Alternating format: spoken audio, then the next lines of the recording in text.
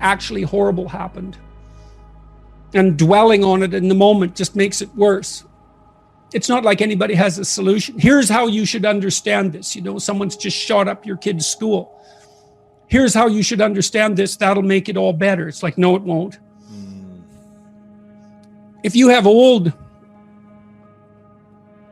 baggage,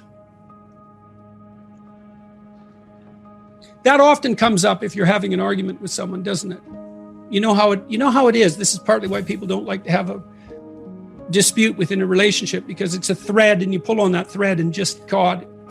We had another rule. Do not agree with something you don't agree with. Ooh. Like if we decide, you and me, that we're doing this, we don't go back and say, well, I didn't really mean it. We don't get to play revisionist with our history. So if you don't agree, fight, object, or hold your peace. Because you see what happens with couples is there's a little fight, and then one says to the other, yeah, but you did this.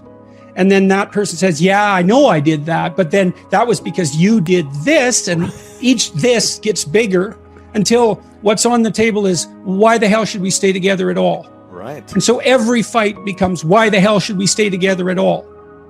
So that's another thing you want to do, is you want to have the fight about this thing.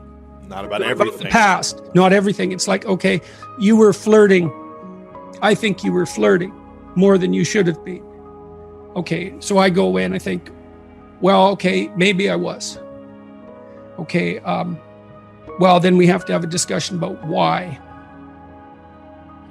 And maybe we can solve that. But mostly what we have to do is figure out how to not have that happen again. Okay, so we're going to go see the same couple again.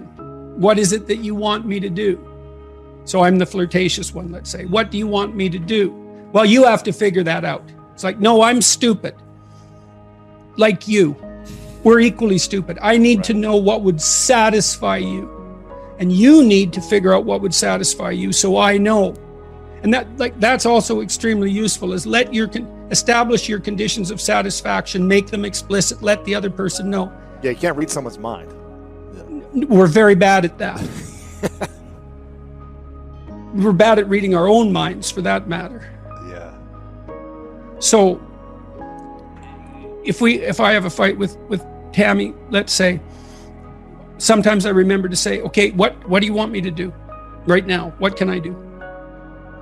What should I say and mean?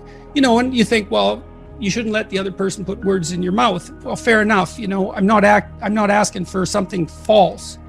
I'm saying, I'd like to not have this happen. Can you see a way out? Is there something I could do to increase the probability that that's the route we could take? And, sometimes that works.